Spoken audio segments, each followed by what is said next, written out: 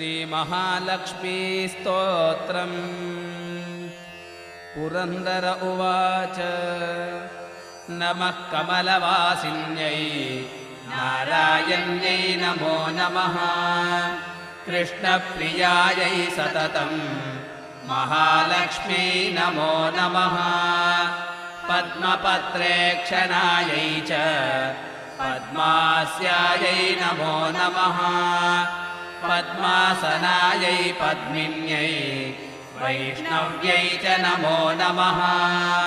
सर्वसम्पत्स्वरूपिण्यै सर्वाराध्यै नमो नमः। हरिभक्तिप्रदात्र्यै च हर्षधात्र्यै नमो नमः। कृष्णवक्षस्थितायै च कृष्णेशायै नमो नमः। चन्द्रशोभास्वरूपिण्यै